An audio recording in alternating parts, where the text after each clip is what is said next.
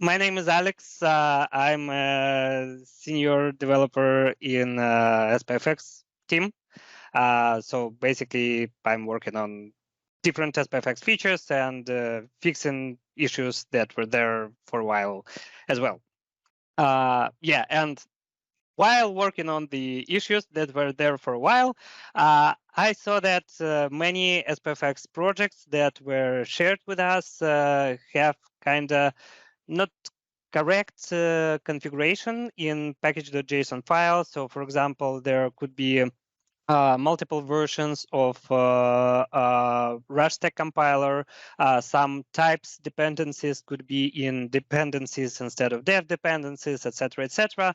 And at the end, it led to larger JS files in your solutions and worse performance for sure, and worse performance as for your solution and for the whole SPFx page, sorry, SharePoint page as well. So I reached out to Waldek to see if we can address it somehow in CLI for Microsoft 365. And at the end, we got this SPFx doctor command that will analyze your package.json file and provide different steps you can do to optimize your solution. And for you and your customers, it will help to improve the performance of your solutions and your pages. And for now, it's what it does. It analyzes your dependencies, what should be like dependencies, what dev dependencies. If you have multiple instances of Rush compiler, if you have some duplicating dependencies, maybe you have some duplicating modules, like for example, you can have Office UI Fabric React and Fluent UI because the names are different, but at the end it's basically the same package. So it will analyze this kind of stuff and describe you what you can do to make your solution more clean and at the end less in the size. And Waldek, back to you. Excellent, thank you. So you mentioned already, Alex, that we've built it on top of CLI for Microsoft 365. And before we go on, how about we spend a minute to talk a little about what CLI is, what it is, and how does that fit into it. So CLI for M365 is an open source command line tool that works on any OS in any shell.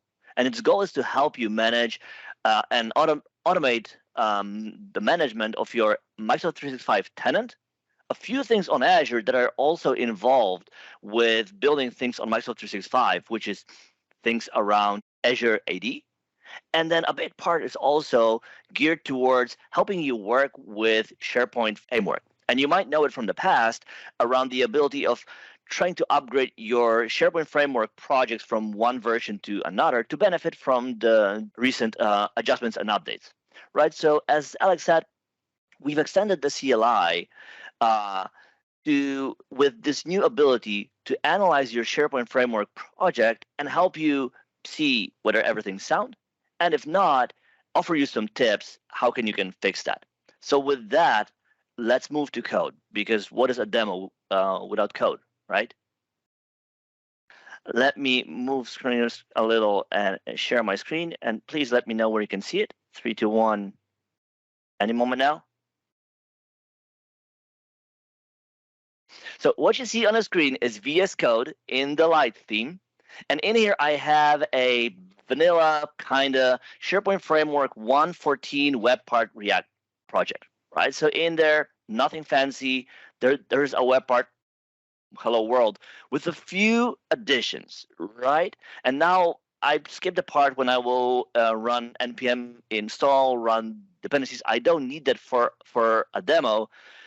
But the question is, would this thing work, right? So imagine the case. You go to your source code repo, you grab the code, you want to run this, and it fails. And at that point, you might get the weirdest errors from TypeScript, from npm, basically pages and pages of error stacks. So like, there is something wrong, and it's now up to you, a detective, to find out what's wrong, right? So let's have a look at how CLI for Microsoft 365 makes that easier. Let me move to terminal. And I've already installed CLI for Microsoft 365 And you can do it really easily directly from npm by running npm-i for install -g, because that is a command line tool that you want to be able to run no matter where you are on your disk, right? You might want to use it across all projects you have, right? And then add PnP CLI-Microsoft 365. Once you run this, you will be able to run CLI anywhere you are. I've done this already, so I will not do it again.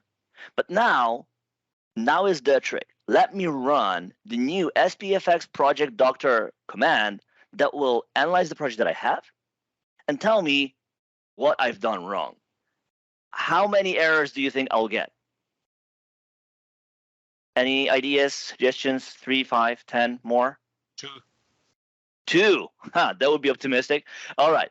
I will run the M365 SPFX project doctor command with output in markdown. So I want to have a report that I can read.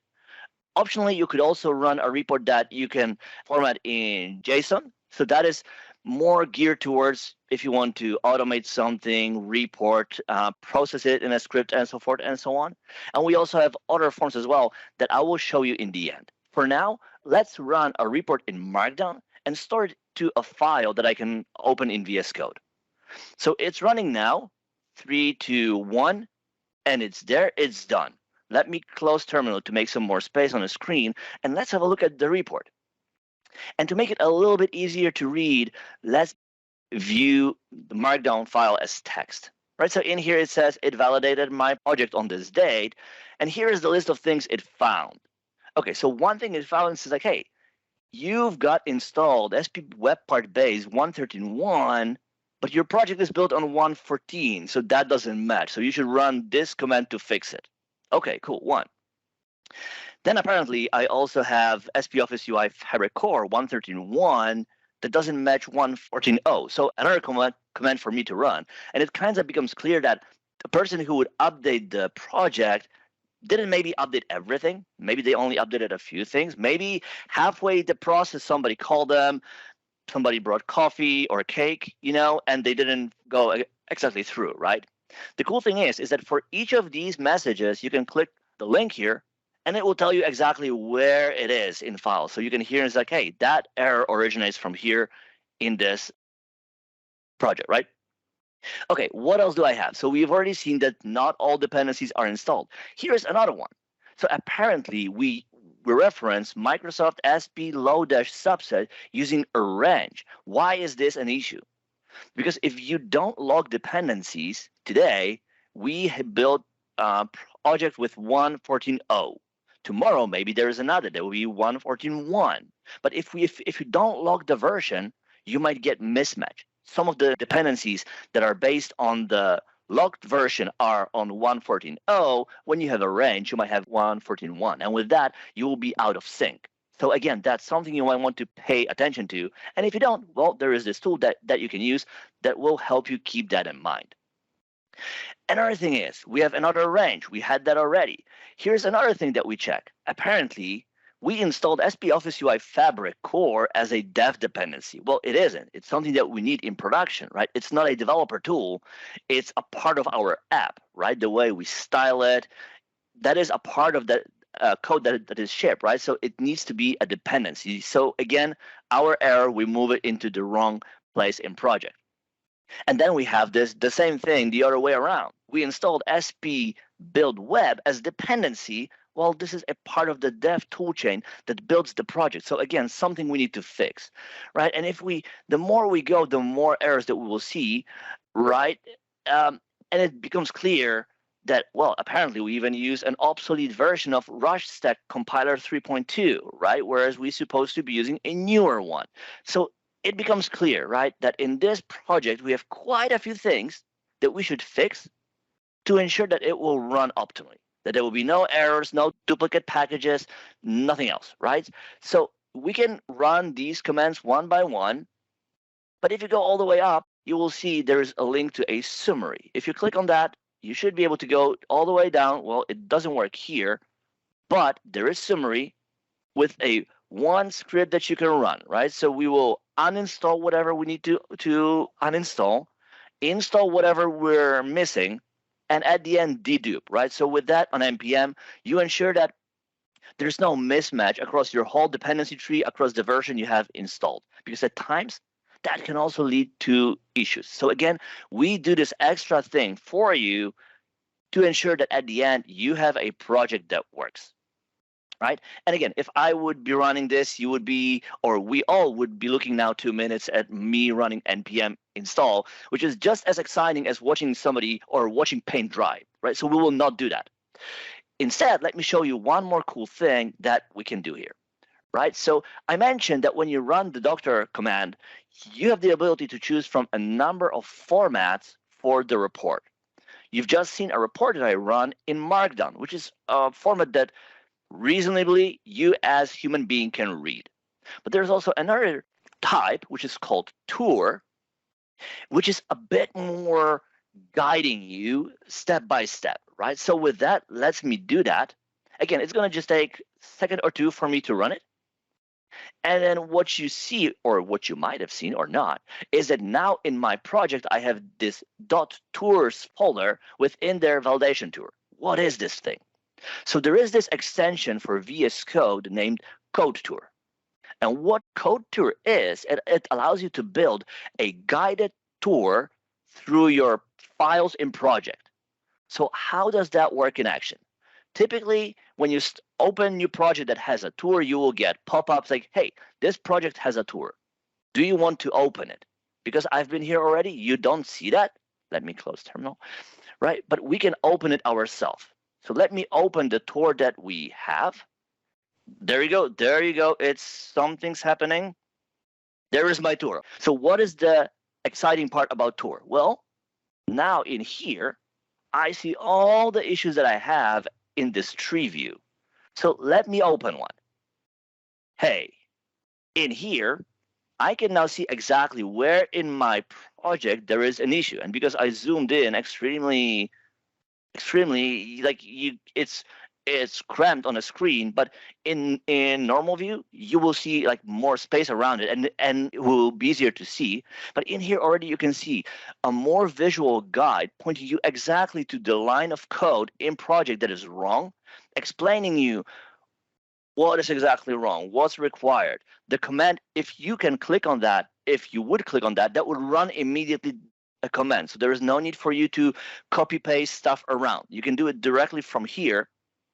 And that applies to every one issue that we found, right? So for everyone, we link to the exact place in project so that you can see like, hey, this thing is coming from where? And yes, it's indeed like it says 113.1 here. And yes, that's indeed the case, right? And that should be, this line should be 114.0, right? And we can see it for every single issue that we have, right? So if you want to understand better what's wrong and where it's coming from, this format is really great. It's a great way to learn how things are supposed to be. And even if you build a project and you share a new project with your team, it's a great way to offer tours to help people learn from the code base, as opposed to create a doc and then copy paste code from your code editor to a doc, right?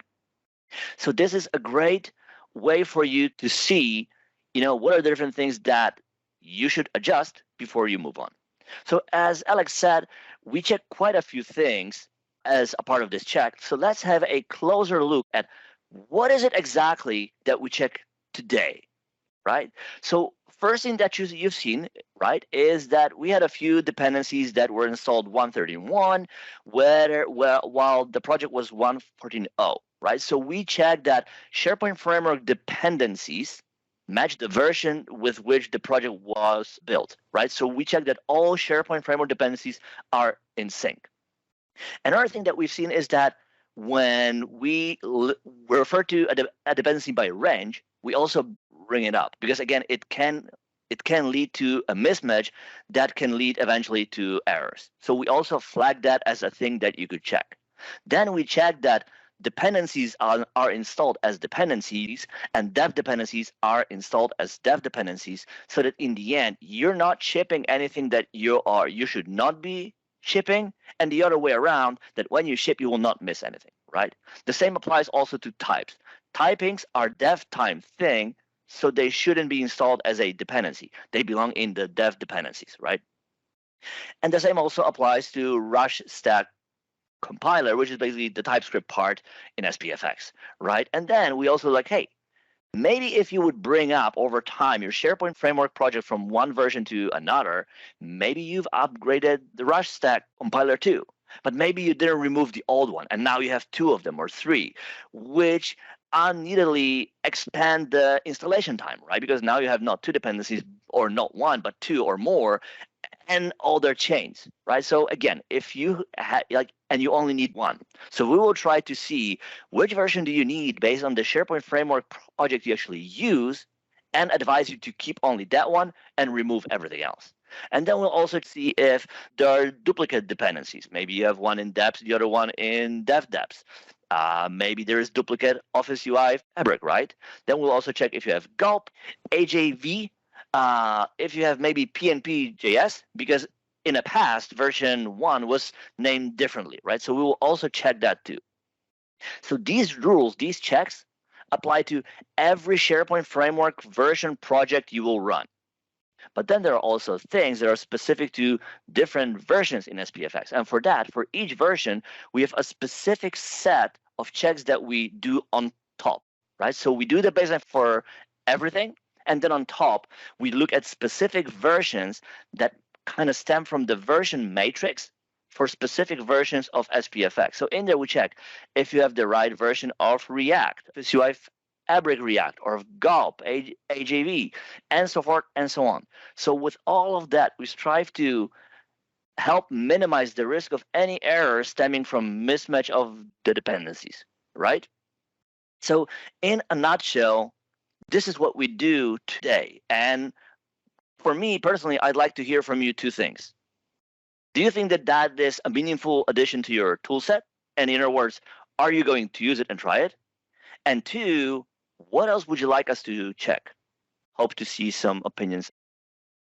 Thumbs up, thumbs down, yes. Jason will use it. Russell will use it. Yes, perfect. Perfect. Yes. Okay, so cool. So we've heard some yay. What else would you like us to add? What are other issues that you come across, or things that you're like, didn't think about that you think we could add here to save you and your teammates time? Can it write my code for me? We're working on that. Copilot is doing that already. Who knows? Maybe if you build SPFx stuff some more, maybe Copilot will pick up that too. Can we use this to test if our app is likely to make it into the App Store? So we don't have any App Store specific things, and I'm not sure to what extent we could automate them, because I recall from the past that there are quite a few things that are related to UI that we can't really test. But if there are things that we could test, I don't see the reason why not.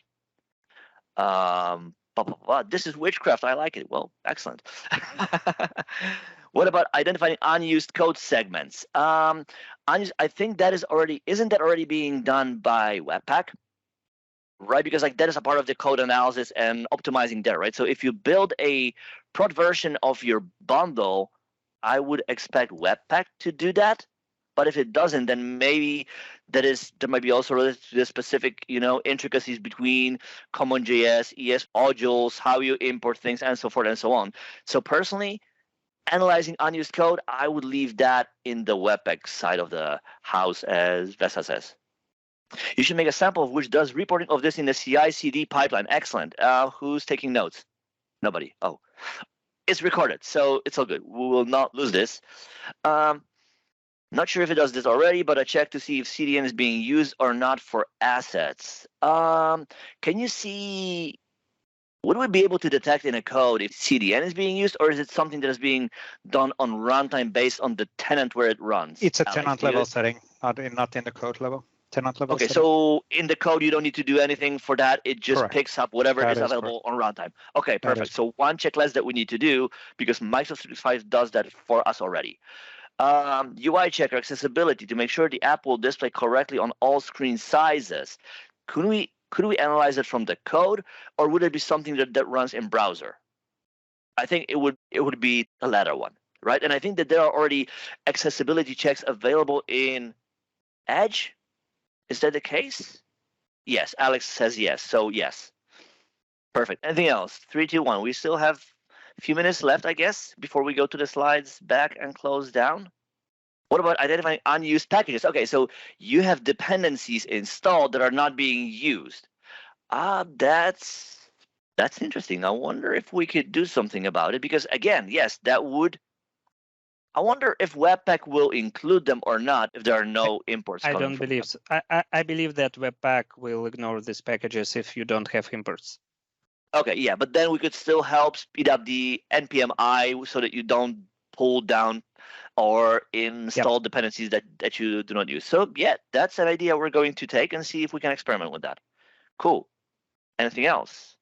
My additional idea, and you know about that, many people just import everything from Office UI Fabric React, which is not good because in that case you will have the whole Office UI Fabric React in your bundle. So we can check if we have correct imports, like import button from Office UI Fabric React /lib. So the lib button. Yeah. Okay. Yes. That is actually, yes, that is something that we should definitely add, because we should be able to find out about that. Definitely. Cool. All right. So with that, I will stop sharing my screen, Vesa, if that is okay with you now. Is it? Absolutely. Yeah. Okay. Thank you, Waldek and Alex. Really great demos related on the tooling, which is now available in CLI for Microsoft 365.